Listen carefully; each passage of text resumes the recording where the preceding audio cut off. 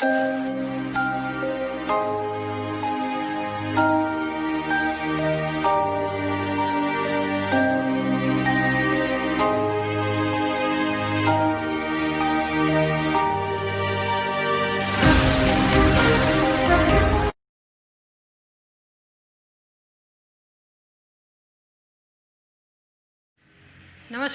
Online classes में सभी का स्वागत है।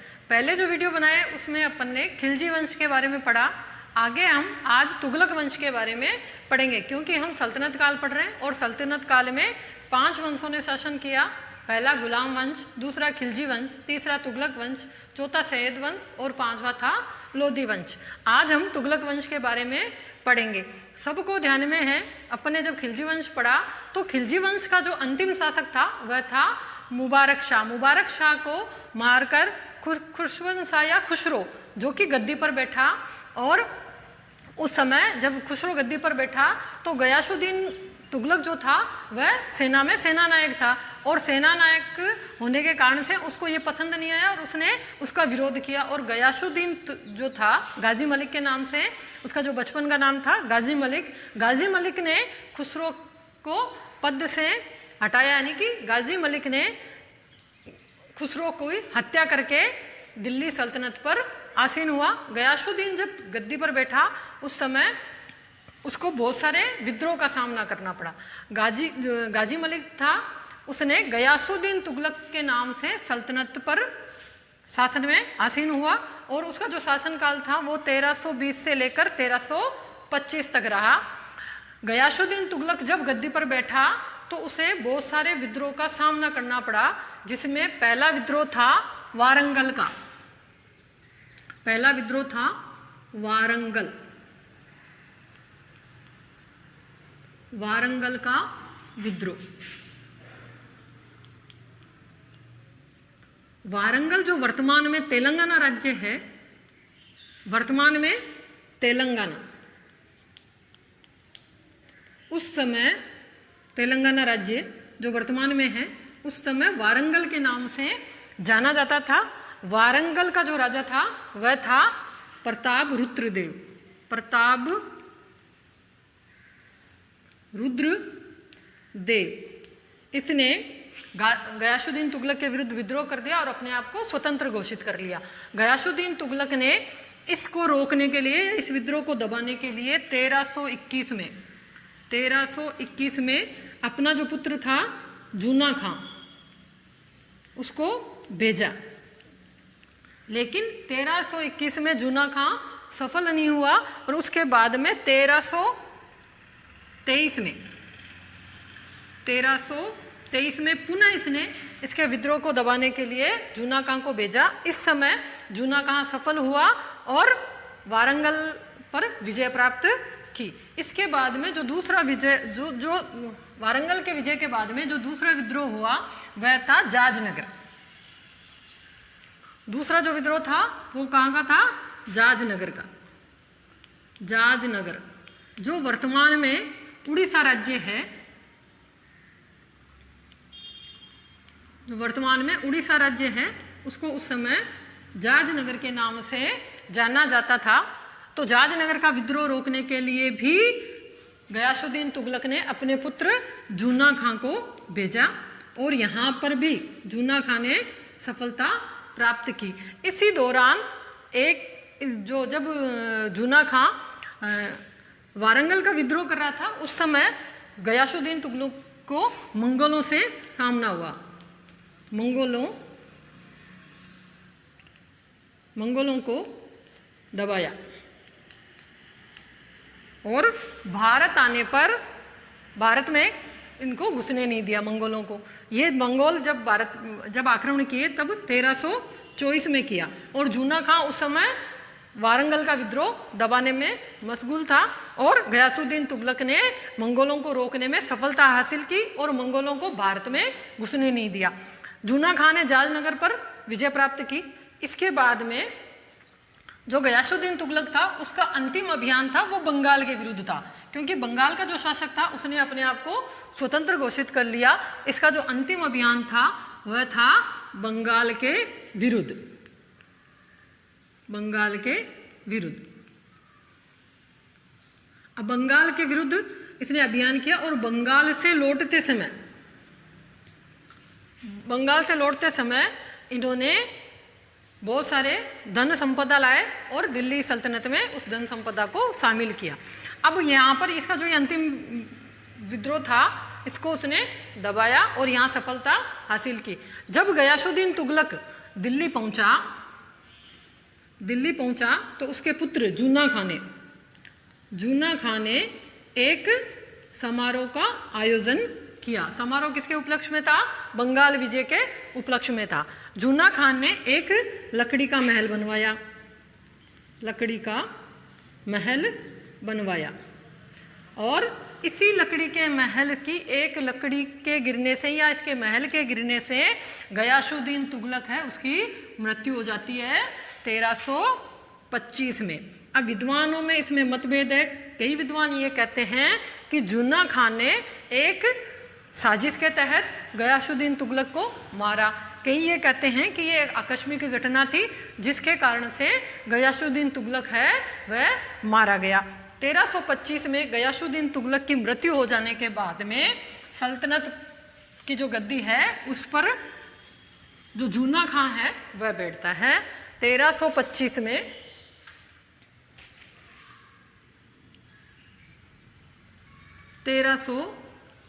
में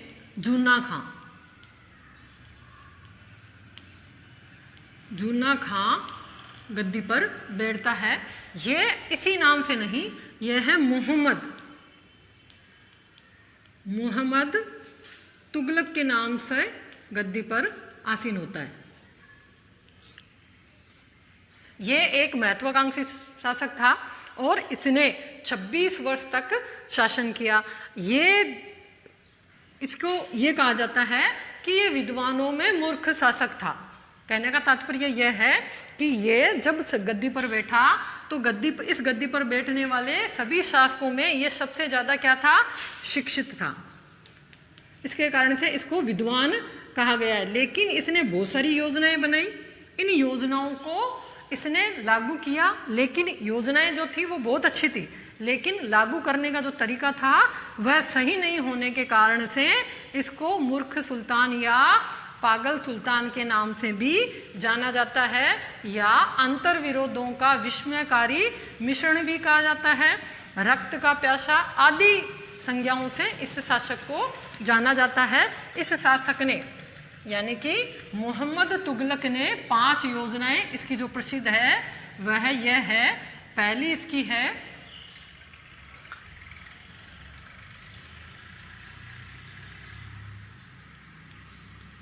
दो आब में कर वृद्धि।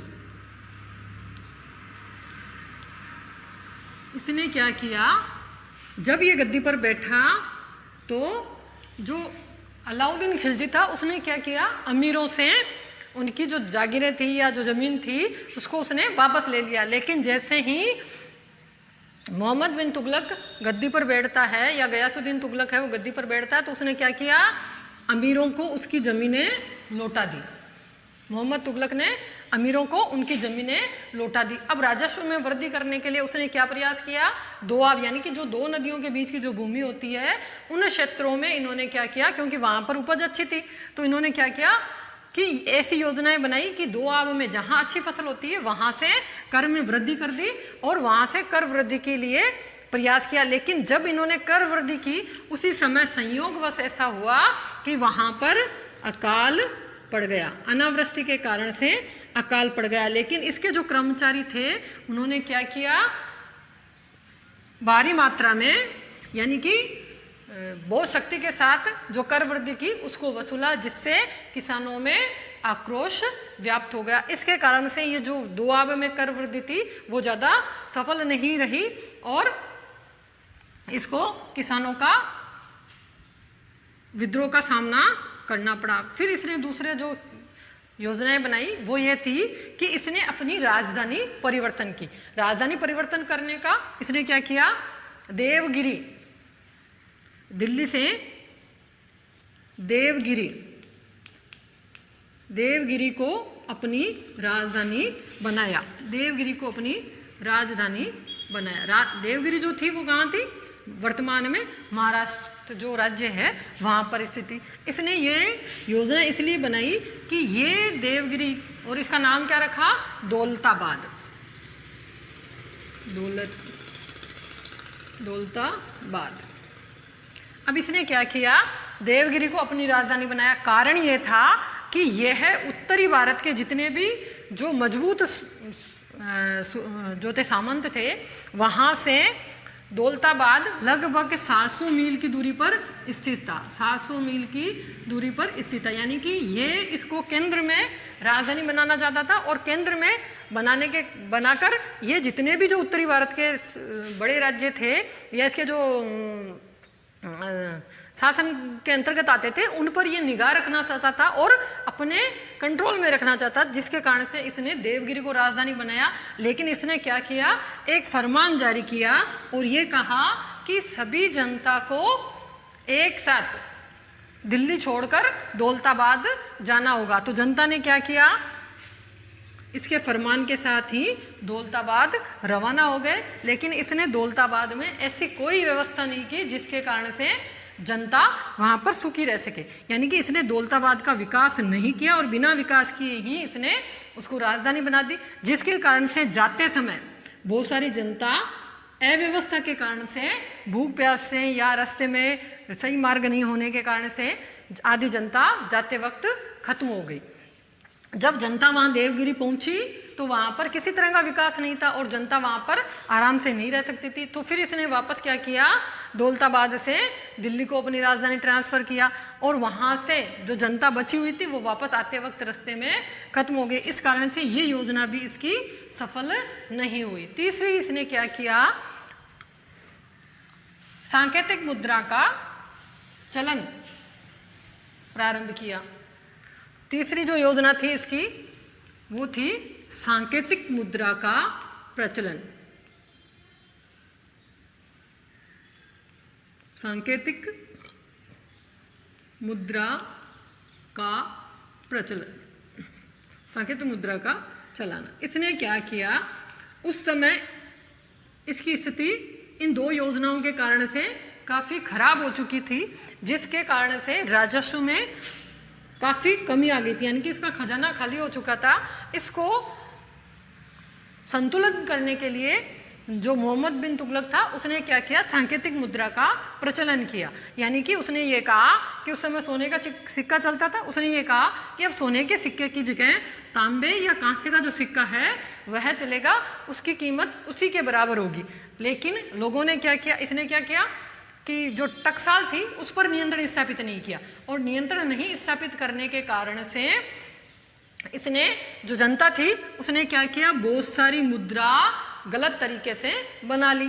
अब जो गलत मुद्रा थी वो बाजार में आ गई, बहुत सारे संख्या में मुद्रा बाजार में उपलब्ध थी, जिसके कारण से अब लोगों के पास जो वस्तुओं के थे वो तो क्या हो गए? दाम बढ़ने लगे और मुद्रा कम होने लगी।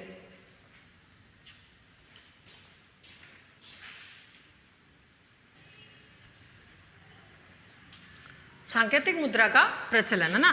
सांकेतिक मुद्रा, अब क्या हुआ? लोगों ने बहुत सारी नकली मुद्रा बाजार में आ गई, जिसके कारण से वस्तुओं के दाम बढ़ने लगे और बाजार में सिक्कों के ढेर लग गए। अब राजा को ये समझ में आ गया कि जो मैंने योजनाएं बनाई वह काफ़ी जो थी काफ़ी ये जो योजना थी वो सफल नहीं हो सकती। तो उसने क्या किया? जनता को ये कहा कि अपने जो सिक्के हैं वो राजकोष में जमा करें और उनके बदले सोने के सिक्के ले जाए, जिसके कारण से इसके वहां पर नकली सिक्कों के ढेर लग गए। लेकिन हालांकि राजा ने, जो सुल्तान था, उसने नकली मुद्रा के बदले तो सोने के सिक्के नहीं दिए, लेकिन जो तांबे के सिक्के जो टकसाल से निकले उनके बदले इसने सोने के सिक्के जनता को दिए, जिसके कारण से इसके राजकोष में काफ़ी फर्क पड़ा। इसके बाद में इसकी चौथी इस राजा को, इस सुल्तान को सिक्के डालने वाला, सिक्के बनाने वाला या मुद्रा चलाने वाला या सिक्के डालने वाला सुल्तान भी कहा जाता है। ये योजना भी इसकी सफल नहीं हुई। हालांकि इसने जो यानी कि इस राजकोष क्यों खाली हो गया? पहला इसने क्या किया?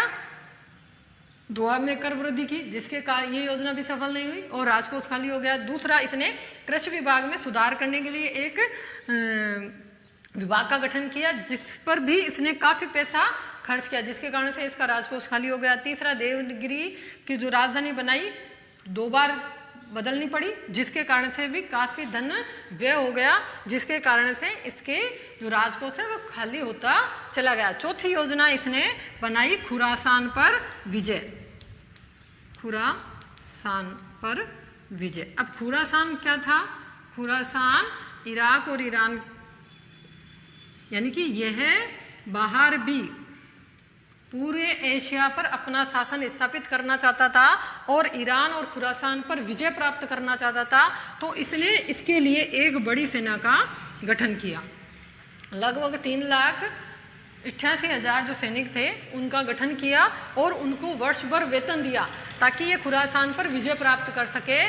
लेकिन जब इसने उसका जो क्षेत्र था कि किस ओर से सेना जाएगी, उसका जब अध्ययन किया तो इसे पता चला कि जब ये सेना जाएगी तो बर्फीला जो क्षेत्र है, पहाड़ी क्षेत्र है, उसको पार करने में काफ़ी मुश्किलें हैं।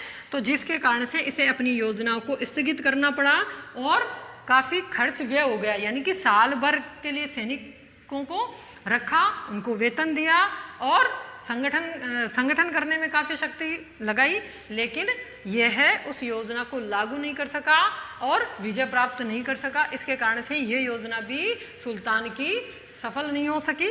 पांचवी योजना जो थी वो थी कराचिल पर विजय,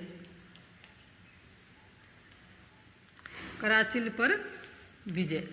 अब जो सुल्तान था वह उत्तरी भारत की तरफ अपना ध्यान आकर्षित करना चाहता था। हिमालय क्षेत्र का ये एक राज्य था कराचिल, उस पर विजय प्राप्त करना चाहता था। तो इसने इसके लिए भी सेना का संगठन किया और उस अभियान के लिए ये चल पड़ा। लेकिन जैसे ही वह वहाँ पर पहुँचा, मौसम ने इनका साथ नहीं दिया और वहाँ पर जो पहाड़ी चढ़ाई थी सैनिक कर नहीं पाए और वहाँ की जो सेना थी उन्होंने बड़े बड़े पत्थर सुल्तान की सेना पर फेंकने प्रारंभ किए और जिसके कारण से सेना में खलबली मच गई और अधिक सर्दी के कारण से लोग, जो सेना थी वो बीमार हो गई, जिसके कारण से कराचिल का जो अभियान था यह भी असफल रहा। इस प्रकार मोहम्मद तुगलक जो था वह एक योग्य शासक होने के बावजूद भी इसकी योजनाएं सफल नहीं हो सकी। कारण क्योंकि इसने योजनाएं तो बहुत अच्छे से बनाई, लेकिन योजना बनाने के बाद इसको जो लागू करने का जो तरीका था वह इसका सफल नहीं हो सका और यह एक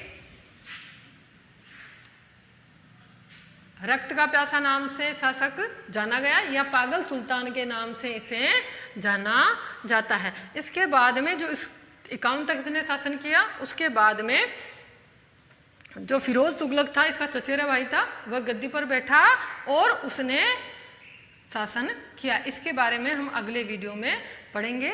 धन्यवाद।